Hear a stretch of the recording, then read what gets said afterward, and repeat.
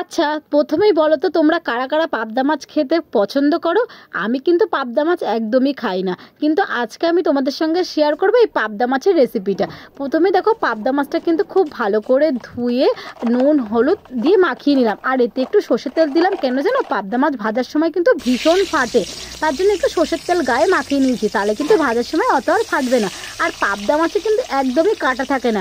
এই মাছটা কিন্তু খেতে নাকি খুবই সুস্বাদু, সবাই বলে, কিন্তু আমি যেহেতু খাই না, আমার বাড়ির সবাই খায়। তো দেখো, প্রথমে কড়াইতে তেল দিয়ে তেলটা ভালো করে গরম হয়ে যাওয়ার পর পাবদা মাছগুলো দিয়ে দিয়েছি, দিয়ে এপিট ওপিট করে ভালো করে ভেজে নিয়েছি। পাবদা মাছ আবার বেশি ভাজতে হয় না, একটু হালকা হালকা করে ভেজে নিলেই হয়ে যায়। তো মাছগুলো প্রথমে ভেজে আমি তুলে রেখেছি।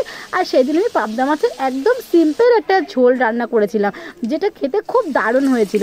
আর সেই দিন কিন্তু আমি পাবদা মাছটা খেয়েওছিলাম, কারণ এত সুন্দর রান্না করেছি। সেদিন মন থেকেই চাইলো যে সবাই বলে পাবদা মাছ এত সুন্দর খেতে, তাহলে আমি আজকে একটু পাবদা মাছটা খেয়েই দেখি। তাই জন্য কিন্তু আমি সেদিনকার পাবদা মাছটা খেয়েছিলাম।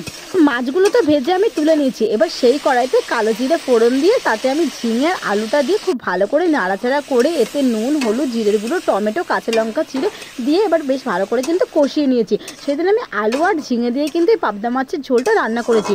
সত্যি বলতে খেতে এত সুন্দর হয়েছে। তো তারপর দেখো, যখন আমার মশলাটা থেকে তেল ছেড়ে গেছে, তখন আমি এতে সামান্য পরিমাণে জল দিয়েছি। ঝোলটা খুব ভালো করে ফুটে যাবার পর এতে ভেজে রাখা পাবদা মাছগুলো এক এক করে সব দিয়ে দিয়েছি। দিয়ে এবার এর উপর থেকে একটু ধনেপাতা ছড়িয়ে দিয়েছি। ব্যাস, এক কথায় জাস্ট ওয়াও বলে যাকে।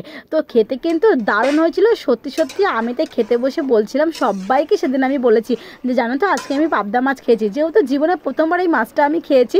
আর সত্যি তাই বললাম যে এতদিন আমি অনেক মিস করেছি, পাবদা মাছ খেতে এত ভালো লাগে। তো দেখো, আমার কিন্তু এখানে পাবদা মাছটা একদম পুরো কমপ্লিট হয়ে গেছে। আমি বাটিতে কিন্তু এখন ঢেলে নিচ্ছি। আর পাবদা মাছটা সত্যি খুব সুন্দর ছিল খেতে, কিন্তু আমি একটাই খেয়েছি, পরে আর খাইনি। তো চলো, কেমন লাগলো আমার এই রেসিপিটা আজকে অবশ্যই কিন্তু কমেন্ট করে জানিও, আর তোমরাও বাড়িতে ট্রাই করো। দেখা হচ্ছে নতুন রেসিপির সাথে।